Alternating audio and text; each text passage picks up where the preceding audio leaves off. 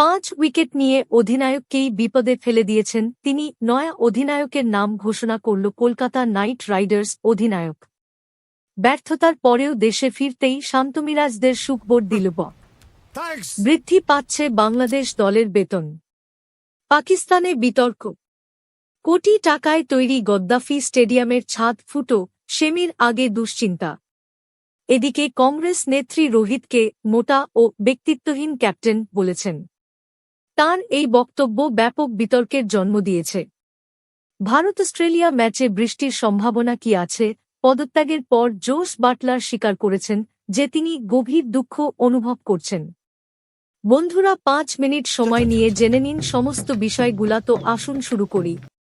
আমরা সবাই ভেবেছিলাম যে ভেঙ্কটেশ আইয়ারকে ক্যাপ্টেন বানাবে, কিন্তু আসলে সেই দায়িত্ব দেওয়া হল না। অভিজ্ঞ খেলোয়াড়কে অধিনায়ক করা হল।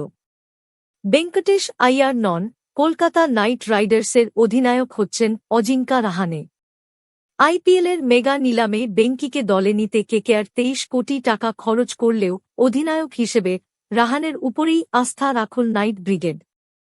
তাঁর ডেপুটি হিসেবে ভেঙ্কটেশের নাম ঘোষণা করা হল। আর কেন সেই সিদ্ধান্ত নেওয়া হয়েছে সেটা ব্যাখ্যা করে কেকেআরের সিইও বেঙ্কি মাইসর বলেছেন, অজিঙ্কা রাহানের মতো একজনকে নেতা হিসেবে পাওয়া আমরা অত্যন্ত আনন্দিত, যে অত্যন্ত অভিজ্ঞ এবং পরিণত। আর ভেঙ্কটেশ আইয়ার তো কেকেআর ফ্র্যাঞ্চাইজির খেলোয়াড়। ওর মধ্যে নেতৃত্ব প্রদানের অনেক গুণ আছে। আমরা আত্মবিশ্বাসী যে ওরা ভালোভাবে হাতে হাত মিলিয়ে আমাদের ট্রফি ডিফেন্ড করার লড়াইটা শুরু করতে পারবে। রঞ্জিতে মুম্বাইয়ের অধিনায়কত্ব করেছেন রাহানে। আর অধিনায়ক হিসেবে রাহানে যে অত্যন্ত দক্ষ তা নিয়ে কোনো সন্দেহ নেই। ভারতের অধিনায়কত্ব করেছেন আইপিএলে। আর ঘরোয়া ক্রিকেটে রঞ্জি ট্রফি, মুম্বাইয়ের ক্যাপ্টেন্সির দায়িত্ব সামলাচ্ছেন তিনি।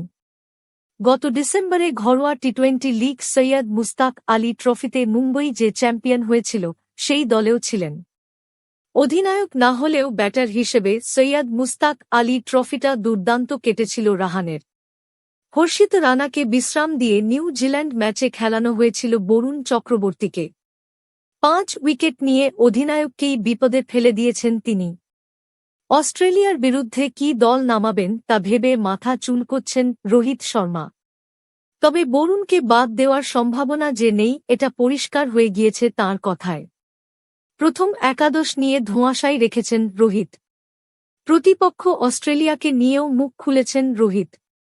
জানিয়েছেন কঠিন লড়াই আশা করছেন অসিদের থেকে, তবে জয়ের ব্যাপারে আশাবাদী।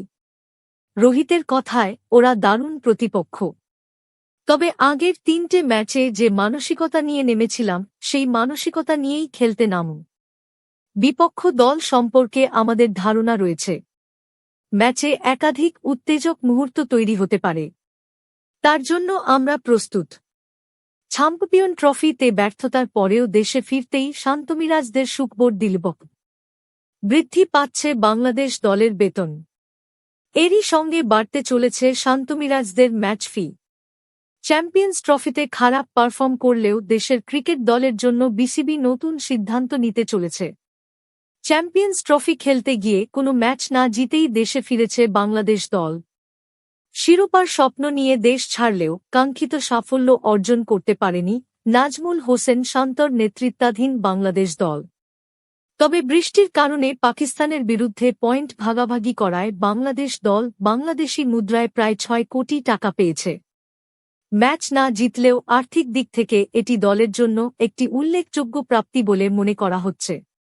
বাংলাদেশের সর্বশেষ কেন্দ্রীয় চুক্তিতে বিভিন্ন গ্রেড, পারফরম্যান্স বোনাস নিয়ে বেতন দেওয়া হয়। অধিনায়কত্ব ও ম্যাচ খেলার অভিজ্ঞতা সহ বিভিন্ন বিষয়ের ভিত্তিতে সর্বোচ্চ গ্রেডের ক্রিকেটাররা বাংলাদেশ মুদ্রায় 10 লাখ টাকা পর্যন্ত বেতন পেয়েছিলেন। সর্বনিম্ন বেতন ছিল 1 লাখ টাকা। এতদিন 1 লক্ষ টাকা দেওয়া হতো ডি গ্রেডের ক্রিকেটারদের। নতুন কাঠামোয় পরিবর্তন আনা হচ্ছে, যেখানে যারা আগে 8 লাখ টাকা বেতন পেতেন তারা এখন 10 লাখ টাকা পাবেন। সর্বনিম্ন বেতন 2 লাখ টাকায় উন্নীত করা হচ্ছে। ম্যাচ ফি বৃদ্ধির সিদ্ধান্ত নিয়েছে বিসিবি। তাদের আগের কাঠামো অনুযায়ী টেস্ট ম্যাচ ফি ছিল 6 লাখ টাকা দেওয়া হতো। ওয়ানডে ম্যাচ ফি ছিল 3 লাখ টাকা। টি-20 ম্যাচ ফি ছিল 2 লাখ টাকা। নতুন কাঠামোয় ম্যাচ ফি বাড়ানো হলেও নির্দিষ্ট পরিমাণ এখনও ঘোষণা করা হয়নি। তবে এটি যে উল্লেখযোগ্যভাবে বাড়ানো হবে তা নিশ্চিত করেছে বিসিবি সূত্র। সিটি 2025 দুবাইয়ে সকলে ভালো অনুভব করছে। পাকিস্তান থেকে বেরিয়ে যেন বাঁচলেন অ্যাডাম জাম্পা। অ্যাডাম জাম্পা বলেন, আমরা পাকিস্তানের বিভিন্ন শহরে যাতায়াত করে কিছু ম্যাচ খেলেছি, যেটা আমাদের জন্য কিছুটা ব্যস্ত সূচি ছিল। তবে এখানে দুবাইতে এসে ভালো লাগছে। আইসিসি একাডেমির সুবিধাগুলো দারুণ, যা আমাদের জন্য কিছুটা পরিবর্তন নিয়ে এসেছে।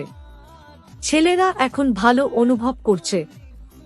আইসিসি চ্যাম্পিয়ন্স ট্রফি এখন তার গুরুত্বপূর্ণ পর্যায়ে প্রবেশ করেছে, যেখানে সেমিফাইনাল পর্ব মঙ্গলবার থেকে শুরু হবে। গ্রুপ এ এর শীর্ষস্থানীয় দল ভারত প্রথম সেমিফাইনালে দুবাইতে অস্ট্রেলিয়ার মুখোমুখি হবে, আর বুধবার লাহোরে গ্রুপ বি এর শীর্ষে থাকা দক্ষিণ আফ্রিকার প্রতিপক্ষ হবে নিউজিল্যান্ড। অস্ট্রেলিয়ার সেমিফাইনালে পৌঁছানোর যাত্রা বেশ কঠিন ছিল, যেখানে দলটিকে ব্যাপক ভ্রমণের মধ্য দিয়ে যেতে হয়েছে। শনিবার তারা লাহোর থেকে দুবাই উড়ে আসে, তবে ভারতের নিউজিল্যান্ডের বিরুদ্ধে শেষ গ্রুপ ম্যাচের ফলাফলের ওপর নির্ভর করছিল যে তাদের আবার পাকিস্তানে ফিরতে হবে কিনা। ভারতের 4-4 রানের জয়ে নিশ্চিত হয় যে অস্ট্রেলিয়ার আগেভাগে দুবাই আসার সিদ্ধান্ত সঠিক ছিল। অন্যদিকে দক্ষিণ আফ্রিকাকে সেমিফাইনালের জন্য পাকিস্তানে ফিরতে হয়েছে।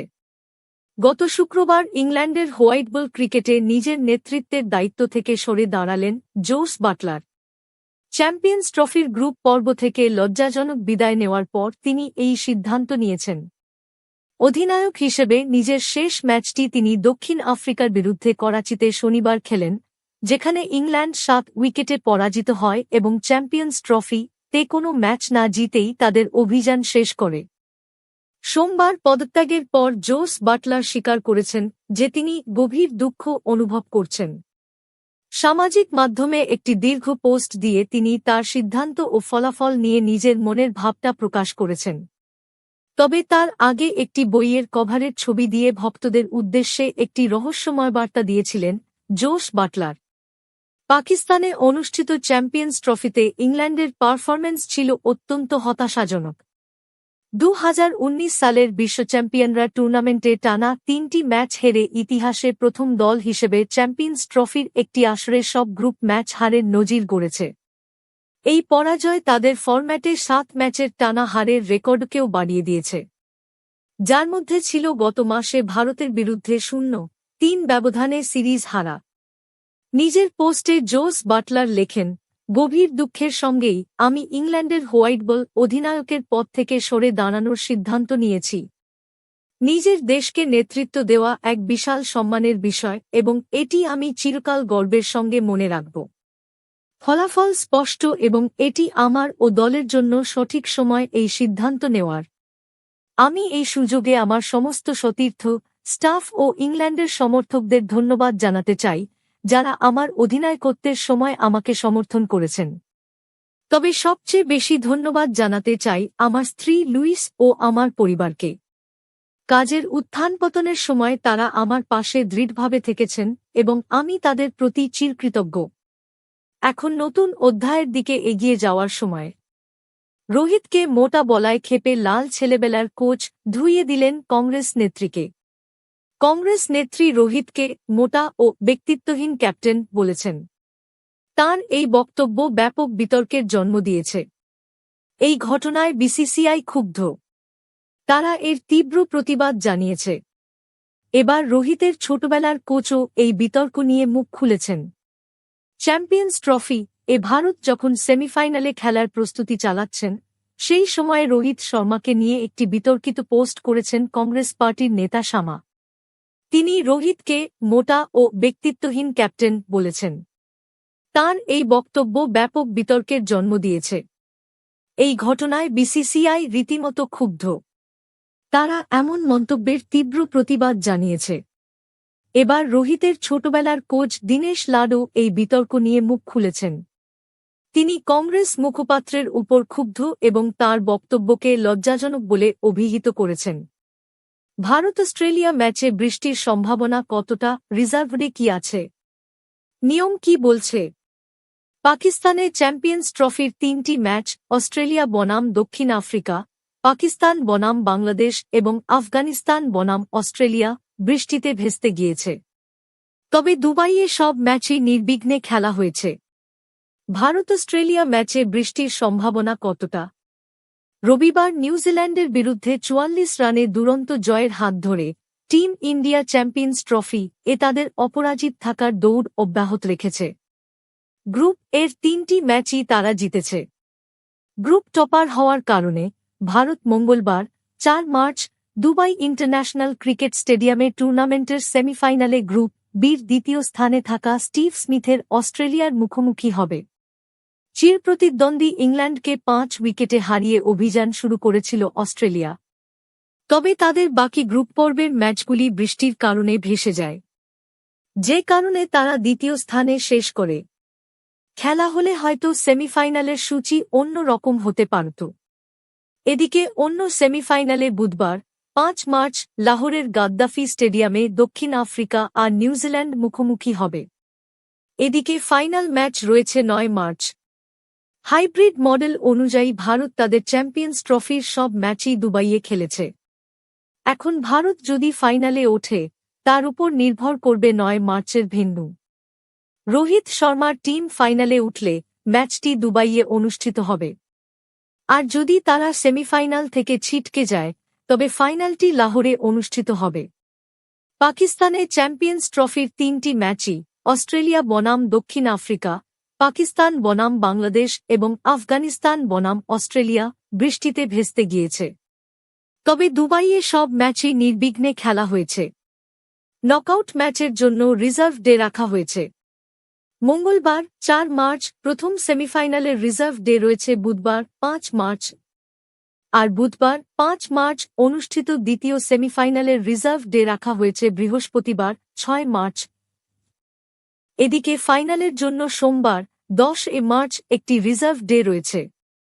তবে নির্ধারিত দিনে খেলা শেষ করারই সর্বাত্মক চেষ্টা করা হবে।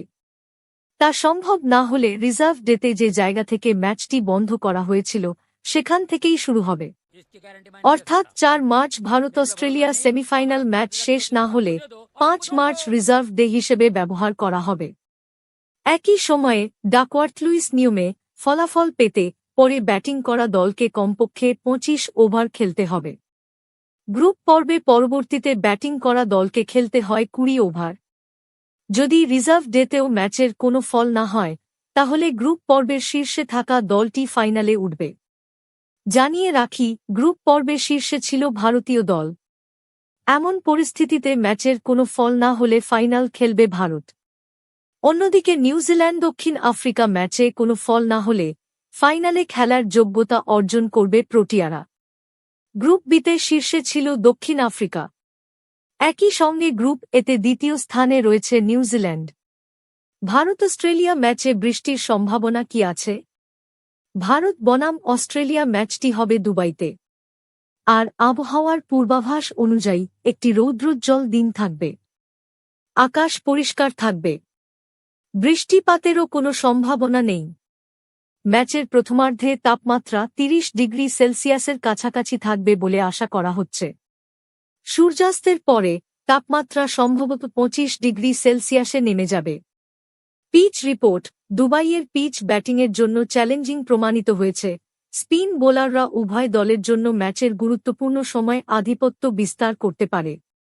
তো বন্ধুরা, আজকের এইটুকুই। দেখা হবে আবার নতুন ভিডিওতে। আপনি কোন দলকে সাপোর্ট করেন কমেন্ট করতে ভুলবেন না, আর অবশ্যই নিজের মতামতটা জানাবেন।